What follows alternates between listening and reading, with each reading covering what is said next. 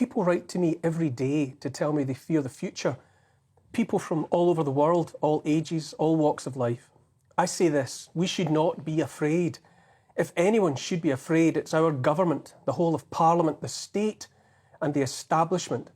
They should be afraid because they are in the wrong, doing wrong things and behaving unforgivably.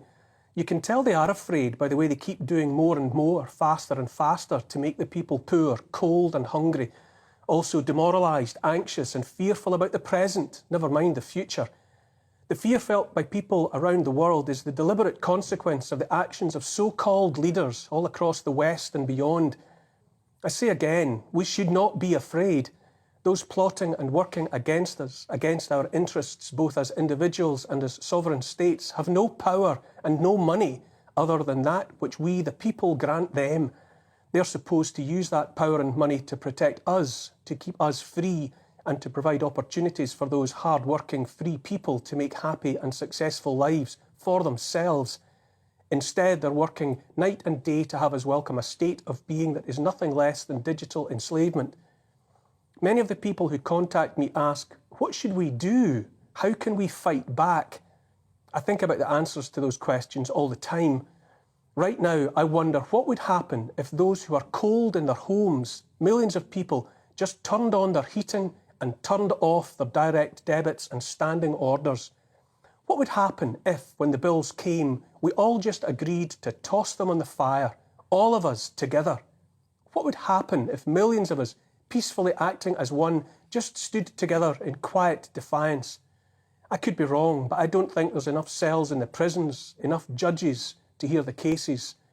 If the system wasn't already broken by them, such actions would break it.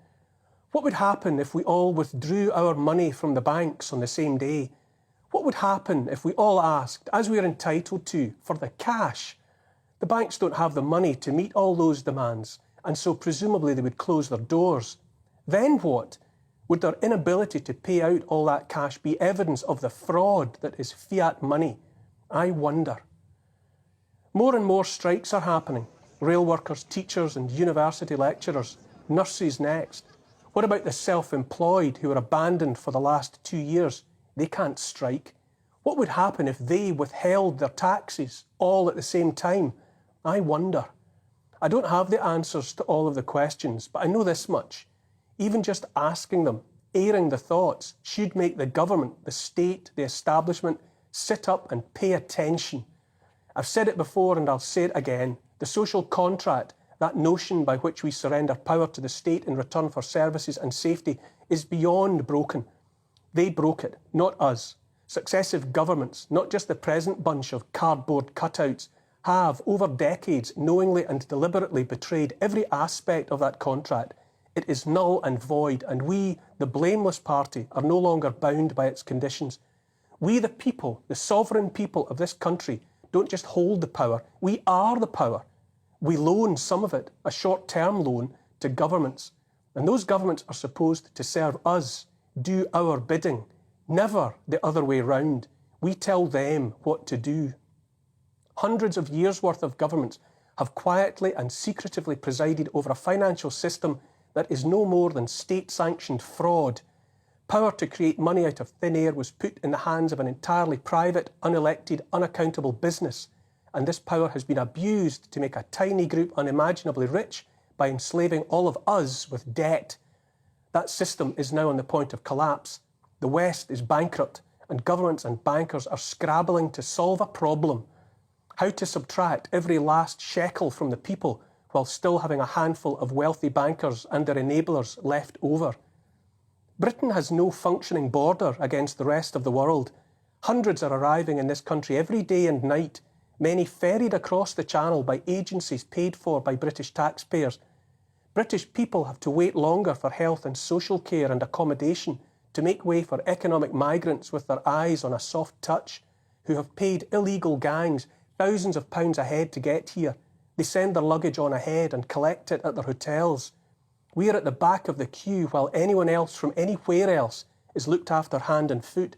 And always the loudest calls are not for stopping it, but for more money and faster processing. I wonder if the illegal immigration isn't just convenient for the state, softening up the citizens for a supposed solution like digital ID, perhaps, and then borders open once and for all? I wonder. The British people are no longer kept safe by the police force they pay for. Burglaries of properties and assaults on the person are barely investigated, while officers prioritise thought crimes on social media. Uncounted thousands of little girls are abandoned to organised gangs of rapists up and down the country because the state turned a blind eye to the relentless raping of children rather than ruffle community feathers. A tenth of the population is on the waiting list for treatment by the NHS. The National Health Service is not keeping the nation healthy. All this about free at the point of the delivery is about as much use as a magic spell. You can call a lunch a free lunch, but you'll still be left hungry if you can't get into the restaurant. So-called free steaks won't fill you up if you have to wait so long in the queue you starve to death in the meantime. Free becomes another word for something you've heard about but can't have. I say again though, we have nothing to fear, not if we decide to be unafraid. In many ways the worst has already happened. We've been shown where we stand in the eyes of the state, which is beneath their contempt. But history tells us we should never underestimate the power of the many. Just over 100 years ago, during World War I, thousands of workers were pulled into the city of Glasgow to work in the munitions factories. At that time, there wasn't a single council house or flat in the whole of Britain. Private landlords owned 100% of homes for rent. They could and did raise rents as often as they wanted. Tenants either paid up or were evicted. In February 1915, landlords across the city told tenants their rents were going up by as much as 25%. This was against a backdrop of the steeply rising cost of living generally, food scarcity and the rest. There was a war to win, remember, and sacrifices were expected from the people if the enemy was to be defeated. In the case of many homes, the man of the house was away fighting in the war, leaving just women and children. Into this crisis for poor people stepped Mary Barber, an ordinary Glasgow woman with 2 children. She and others realised their only hope lay in sticking together. A mass non-payment campaign got underway.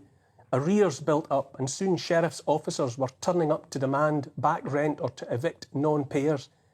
But whenever anyone got wind of an eviction, hundreds of women would descend on the address and block the entrance to the home. A Glasgow MP, Willie Reid, described a typical incident. Quote, "A soldier's wife in Parkhead had an eviction notice served on her with a warning that if she failed to vacate her house by 12 noon, the sheriff's officer would call to enforce it.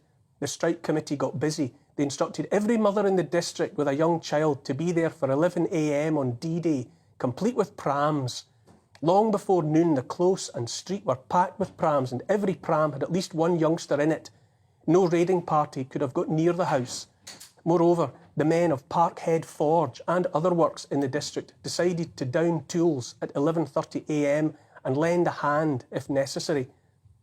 People began to talk about Mary Barber's army. On the 17th of November, 18 tenants appeared in court for eviction. Tens of thousands of Glasgow people lined the streets outside.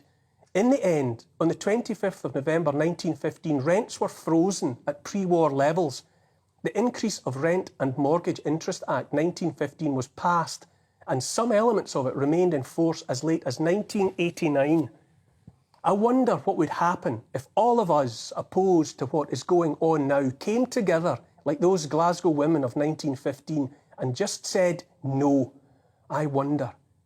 When thinking about that time, I'm reminded of real leaders. I've been talking again this week about Ernest Shackleton, who, when all seemed lost, his ship sunk beneath the Antarctic ice and with nothing but flimsy tents, 3 little boats and 28 men trapped on the pack ice and depending on him for life itself, he said, "Well, now we'll go home." Our so-called leaders tell us our lives must be filled with hardship while they warm themselves in centrally heated homes paid for with our taxes and look forward to Christmas parties and food and drink and decorations paid for by all of us. That's not leadership. That's an abusive relationship. Shackleton put himself through every hardship he expected his men to endure. He did it first and for longest. What he asked of them, he did too. He said they should leave behind on the ice anything that would not help keep them alive. So saying, he walked to a hole in that ice and dropped in his gold watch and cigarette case to the bottom of the ocean. He led from the front every step of the way and over nearly 1,000 miles of the cruelest sea on earth. And in the end, he got every man home. They called him the boss. He cared not a jot for the comforts of home. Back home once more, he wrote, we had pierced the veneer of outside things. We had suffered, starved and triumphed, grovelled down and grasped at glory, grown bigger in the bigness of the whole. He was a leader who saw that it was shared endeavour and shared striving that made all else possible. Our leaders would pick our pockets for any gold watches and valuables before climbing aboard their private jets and flying home, leaving us behind on the melting ice. I say we owe them nothing, not our loyalty and not our obedience. If we continue to comply, we build our own prison around ourselves for their benefit. They've promised us the earth while stealing it from us, raping and pillaging its resources only for their own enrichment. I say again, there's nothing to fear if we have each other. Here's the thing, if we set a course for ourselves and back each other every step of the way, we will cross this ocean of darkness together, all the way to where we want to be.